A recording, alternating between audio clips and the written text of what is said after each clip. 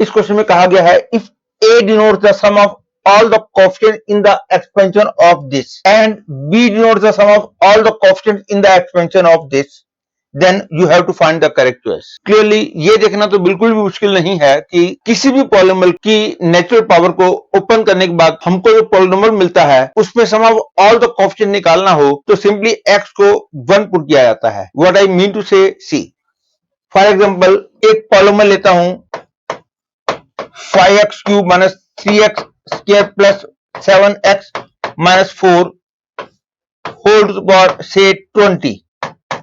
Clearly इसको जब open करोगे तो will get a polynomial of degree 60 क्योंकि ये पावर 3 है, ये पावर 20 है. That is the expansion can be written as a0 x power 60, a1 x power 59, a2 x power 58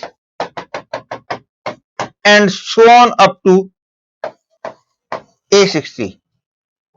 और उसमें मेरे को sum of all the coefficient निकालना हो, मतलब कि a0 plus a1 plus a2 plus a3 up to a60 निकालना हो तो ऑब्वियसली मैं x को 1 पुट करूंगा तो मेरे को a0 plus a1 plus a2 plus a3 up to a60 मिल जाएगा. And the value of a0 plus a1 plus a2 plus a3 up to a60 will be 5 minus 3 plus 7 minus 4 that is 5 to the power 20. और इसी बात को मैं question में use करने जा रहा हूं. तो क्लियर है, इसको जब एक्सपेंड करोगे तो जो पॉलिनोमियल मिलेगा उसकी डिग्री 2n होगी और उसके अंदर भी सम ऑफ ऑल द कोएफिशिएंट्स निकालना होगा तो मैं x को 1 पुट करूंगा तो इसके एक्सपेंशन में sum of all the coefficients will become 1 minus 3 plus 10 whole to the power n that is 8 to the power n will be the value of A.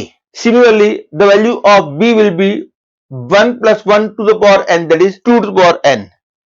That is, I have got the conclusion that A is equal to 8 to the power n and B equal to 2 to the power n.